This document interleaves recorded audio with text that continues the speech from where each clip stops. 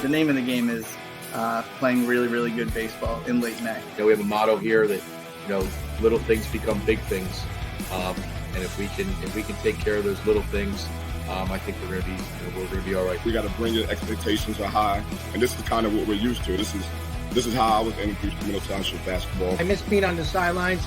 I miss everything what high school football is all about. I think it's the greatest sport. It's not a walk in the park going through our league. And the message is simple. We want to win a state championship.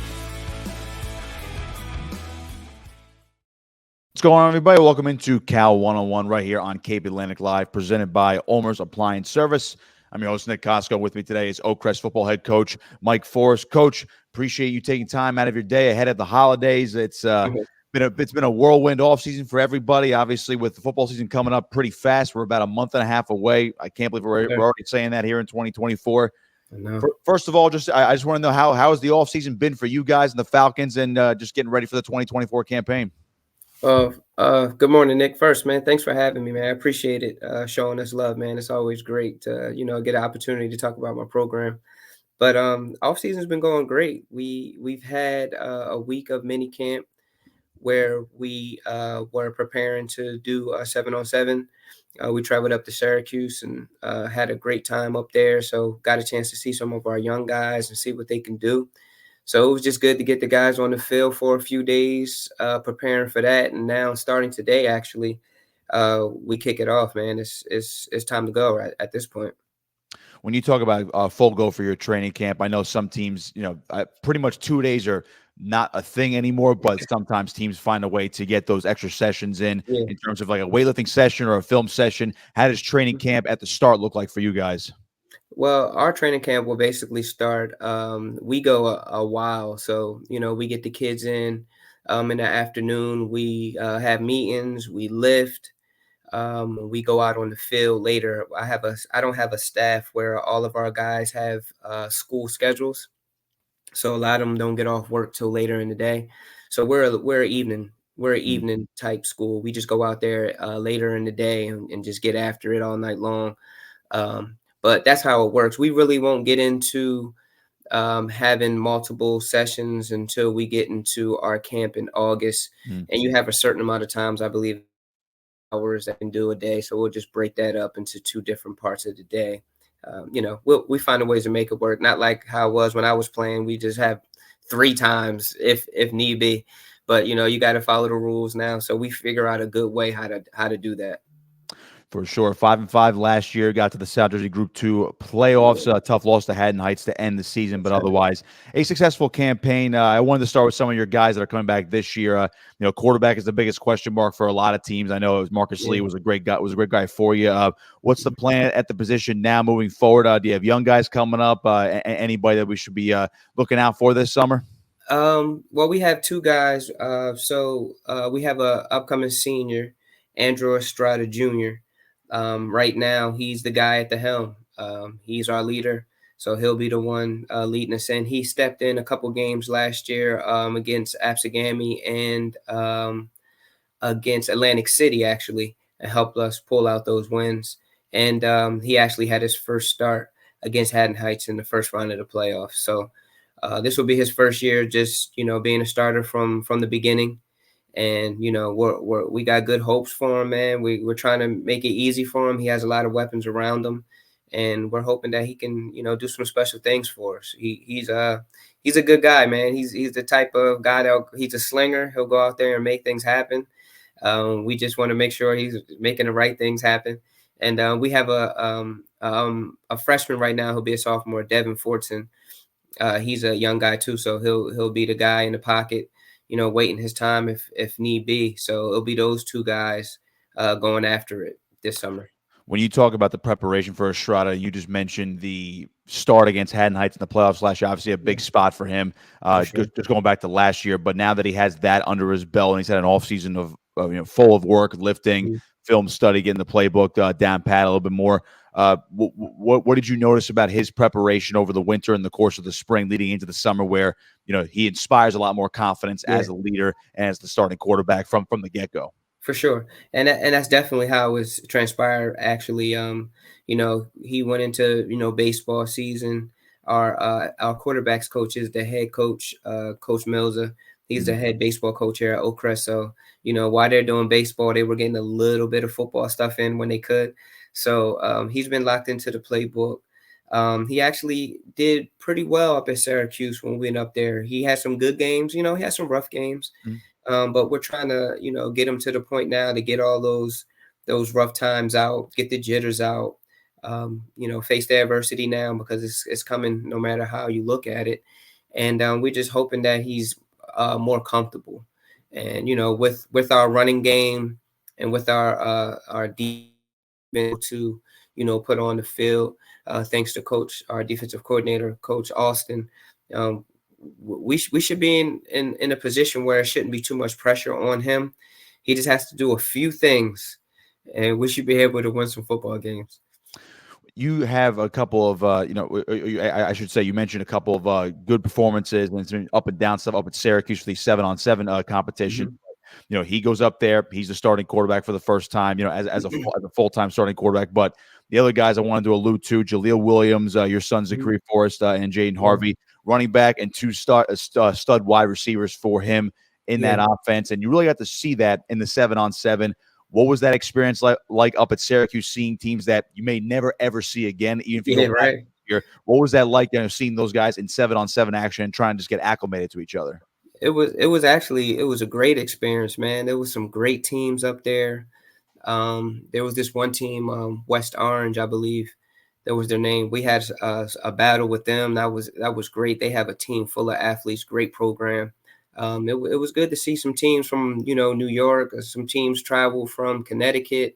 It was teams coming from all over, man. And it was good to see all of those guys shine. And all of the guys that you mentioned had a great showing, did well. And we're hoping for them to, the whole goal was to go up there, have some fun, show that you deserve to be on the field with any type of talent that's put in front of you. And bounce off that and use that as kind of like a jump start to our season as we travel back to Mays Landing. That was one of the main things that we talked about with the players. Is just, the main goal is don't come back to Mays Landing the same. We go up there for a mission. We go up there with a purpose. We go up there to try to get better and prepare. And then when we come back, just remember all those hard times and all those things that we were doing, and remember the type of competition that you were going against. And, remember those things and come back, and that's built on our program moving forward. When you guys came back from Syracuse, what was the one thing you noticed that your guys got out of it? I mean, I'm sure they got a lot out of it, but what was the one thing that really stood out and say, you know what, we definitely got better at X, Y, and Z? What was that thing coming back from Syracuse? It was, I think as a coaching staff, right, we had a chance to sit back and say, yo, man, some of these young boys can play. They didn't really get an opportunity to play that much last year, but there was a few young guys. Ryan Staten was one of them. Jaden Rice was another. I mean, those guys were put in positions as pretty much starters and were able to go out there and make some great plays. You know what I mean? Jaden Harvey had a great weekend. Zachary had a great weekend as well. So it was just good to sit back and be like, because when you're going into a season, you lose a couple key starters in certain positions, and you got to plug in the young guy, and it's time for him to play. And when you put him in, and you see that they've been ready to go, you know what I mean? All the time that they were not playing, and the times when they were just at practice, just taking everything in and just watching, they were really listening and taking it in and understanding how we do things. And once they were plugged in, they did good, and we were excited, man. We were happy. It's not about the 7-on-7 is, I call it fantasy football, man. It's not real. You know what I'm saying? So there's no way a quarterback is going to sit back there and chill for 4.5 seconds, especially with the type of defense that we have, with the number one sack leader in the state of New Jersey returning with Aiden Oldfield. Like, nobody's going to be sitting back there for 4 seconds. So it's just a time to, get there, drop into your spots, play some man, run around, and just have some fun, man. And that's the key. As long as these teams don't mix 7-on-7 with actual football, you'll be fine. Use 7-on-7 just to, hone in on your skills, your zones, being able to run around and cover and things like that. And as offensively getting to your spots and things to that nature. And quarterbacks realizing the different aspects on the field that you want to hit, the different spaces and stuff like that. So when you get into your season, your passing game can be more effective. I wanted to switch gears to the defensive side of the football now. You Yeah. already alluded to him, a no-field sack Yeah, leader across the state of New Jersey. And then, of for course, sure. your linebacker, Donovan Linthicum, who had a breakout campaign as a sophomore last year. I think one of the more hard-nosed hitting guys in all of Yeah, South Jersey. And it seems like whenever there was a play, when there was a tackle, he was probably involved in for some sure. in some shape or form. So Yeah, talk about those two guys in your defense as a whole. And again, I know the 500 record probably doesn't totally reflect what you guys were able to do last year, but going into 2024, again, a lot of veterans back. I know it's a new quarterback, but a lot of weapons on offense. Then you go over that defense. You guys yeah. might have one of the hardest hitting defenses in all of South Jersey right here. Wow, I appreciate that, Nick. Our defense is, something that we love at Oakcrest, man. We've been blessed to have a good defense every year since I took over here at Oakcrest. Basically our whole defense returns. We lose a corner and we lose a safety, but we were able to plug those guys in. We lose a linebacker as well, and we'll be able to plug that in as well. Our defensive line is back. Everybody that was causing havoc last year are back, stronger and bigger and faster. Aiden Ofield is the guy, man. He's going to be the guy that's going to bring that pressure for us. And then we have, Sean Torres and Jalil Williams on the ends, and we'll be plugging in, different three techs here and there to bring that pressure. So our defense is great. And with Donnie back there being able, he's a guy. He's a sure tackler. He's going to have 100 plus tackles every year. That's just the type of guy that he is. He just eats, sleeps football. He's a baller, man. And, just having a guy like that, behind that defensive line, and then, having, a safety like Zachary in the back, just making sure everything is in line. We're in pretty good shape and we're excited.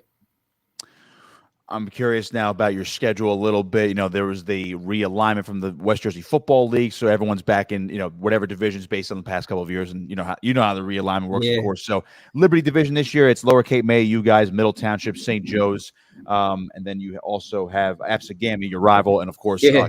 and Cumberland. So always good to have Absegami, especially as a division rival. Not only are they a regular rival, but now they're in the same division Yeah, that's this wild. season. So when you look at that division, and I've asked a lot of coaches about this year, when you see the old school Cape Atlantic rivalries and the close-knit games where you're going 15 minutes down the road and you'll play a neighboring school, I got to imagine you and other coaches were excited about that, especially about this division this year, where you're like, oh, the local rivalries are back now, and especially like almost like on a bigger stage this year.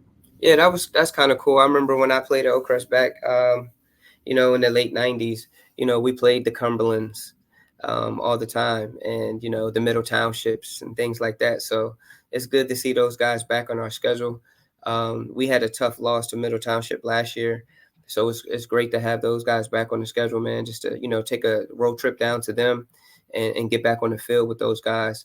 But it was good to see the schedule, the realignment. Again, like, I don't understand a lot of the math and how it goes into play on how you get into these certain divisions, but hey, man, you play who you got to play and do what you're supposed to do against whoever you face.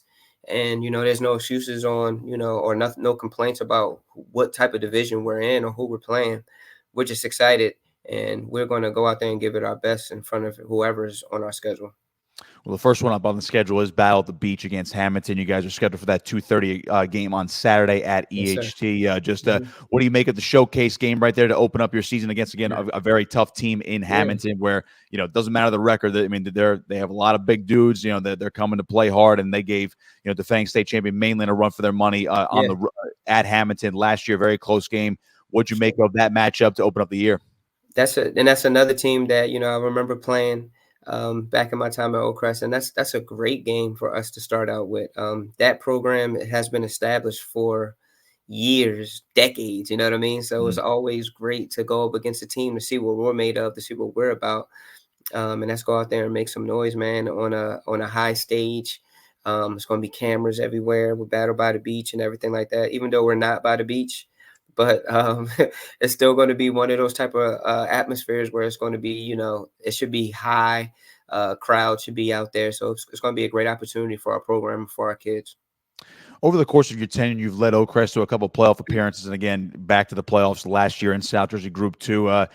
Now that you're a handful of years into it since you took over the program as the head coach, what has been the biggest takeaway and lesson for you and the way you've been able to rebuild and kind of redevelop the program? And now it seems like you guys are on a steady line year to year, where you bring a lot of guys back for a veteran team this year, but you just mentioned before in the 7-on-7, a lot of young guys can play.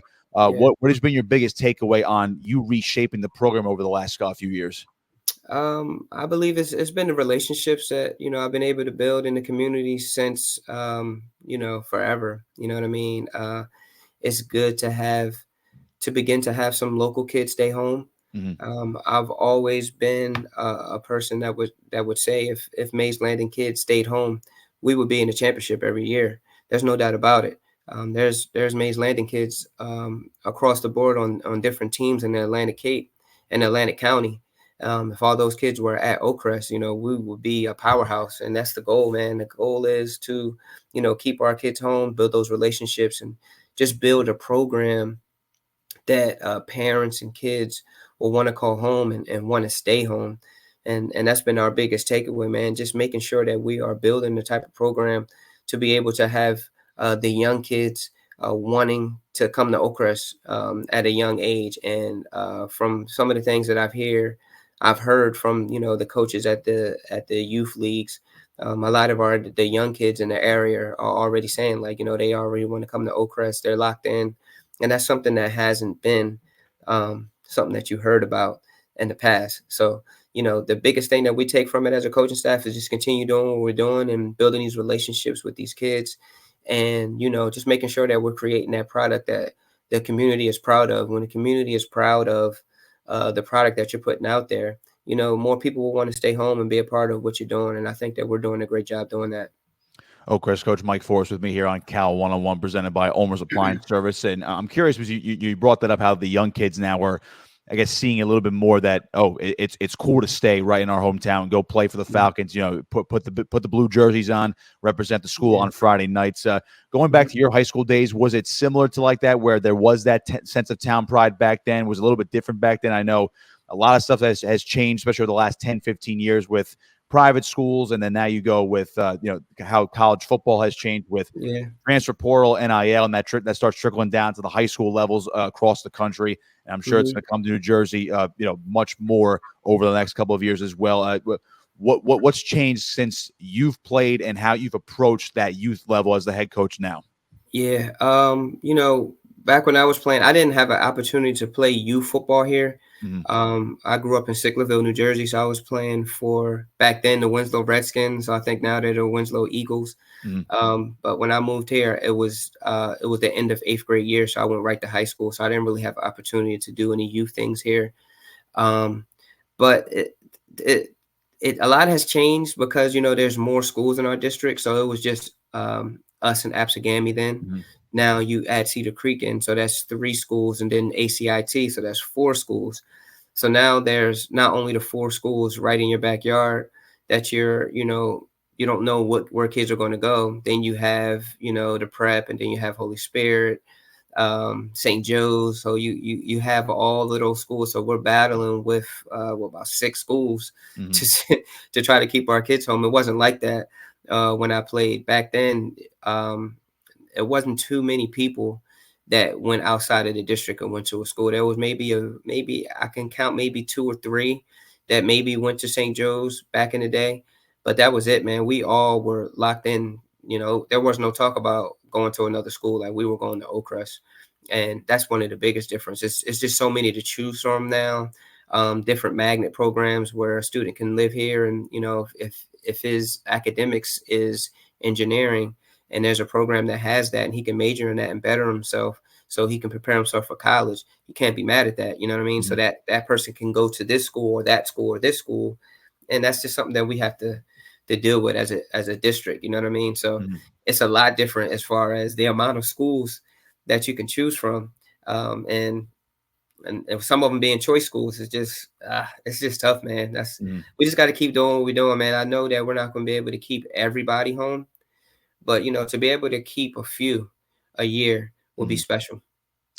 No doubt. And I'm curious now about the local rivalries for you guys, because again, Oakcrest and Appliance go back a long time. Cedar Creek came into the fold over a decade ago, and they've been a formidable opponent for both you and Appliance. And the program that they've had for the last 10 years obviously is very successful for being a new school. But now you mentioned ACIT, and now they finally have a varsity football program, a Group 5 school coming into 2024. What's that dynamic been like? Obviously now they are into the fold. Now they weren't a traditional Cape Atlantic team for football. Now that they have football and they've been in the Cape Atlantic League for other sports, what have those conversations been like? If you've had any with that staff over there, what's the dynamic been now? As you just mentioned, you have Gammy, Oakcrest, and Cedar Creek. Oh, here's the fourth one. Here's ACIT. What's that been? What's that new dynamic been like? I have not had too much conversation with the coaches over there, so I'm pretty sure that those conversations will start to pick up now that because you like when you're just performing on a JV level, it's kind of different. So there's really not too much communication as far as that. Maybe if we can get a JV game here and there, but now that they're varsity, I'm pretty sure a lot of different things will be happening. We don't play them this year, but I do think Apsigami plays them, so that should be a pretty cool thing. And I'm pretty sure in the future they'll line it up where they'll be on our schedule as well, and then they'll just be a 4-way rivalry with schools probably 10 minutes away from each other in all directions. It's pretty crazy. It really will be. That's one of the more unique things down here in Atlantic County. So, Coach, I'll leave you here with this one. Again, I appreciate your time. You're coming off, again, there's been moments where this program is on the precipice of breaking out, really breaking out and making a deep playoff run. Obviously, with the state championship now a thing over the last couple of years, it's a possibility even for schools here in South Jersey, as we've seen Millville and Mainland do over the last 2 years. Yeah. When you look at the big long-term aspirations for Oakcrest, but the team you bring back this year, how do you sell the vision and the message to the Mays Landing community and the school itself for this could end up being a very special year, just to build off of 2023? Oh, for sure. It's really not too much selling to these dudes, man. I think from, when you covered it over the last couple of years, since I took over, we've been to the playoffs every year since I started coaching here at Oakcrest. so the guys know that we're good enough. They know that we can actually do it, and it's all about taking that next step, doing the extra, going the extra mile. I'm going to be doing a lot of more mental stuff, and I think that's one of our things to help us get over that hump. Is just being mentally tough. That's our thing this year, mentally tough and just doing our jobs. No one should be trying to do someone else's job. And that cost us a lot of games last year. I know if people watch film, they probably don't see it, but a lot of our schemes that we come up with, certain individuals were supposed to do certain things. And when those individuals don't do those certain things, you leave the rest of your family, the rest of your brothers in a position that they shouldn't be in because you didn't do your job. So our goal this year is for everyone to do their job, be mentally tough, and be ready for those hard problems that's going to come, because they are coming. Our kids will tell you, I talk about adversity all the time. There's no running from it. No matter where you run from, when you finally stop and gather your breath, adversity is going to be sitting there waiting for you. Like, you ready now? Like, I'm still here. So it's all about being able to go over that hump mentally, because like you said, we are ready. Like, we're right there. And I know our kids are ready to take that next step. And I believe we can, go, as far, I think we went to the second round 2 years ago. Let's try to get to the second round and not just get there, but win it, you know what I mean? And get an opportunity to play for that sectional title. And that's something that's a goal of mine. Oakcrest doesn't have a sectional title. We don't have any titles. I know when the great Chuck Smith was here at Oakcrest, they went to the championship, played Cherokee, but fell short. And that was great for them to get there again, just showing that Oakcrest athletes have always been capable of going out and competing. It's just, that hump that we have to get over, and we will get over that hump. If not this year, next year, the year after that, it's coming. And I believe the community knows that, and our opponents know that. And we're just going out there and getting ready to put the best product on the field and try to do the best that we can do.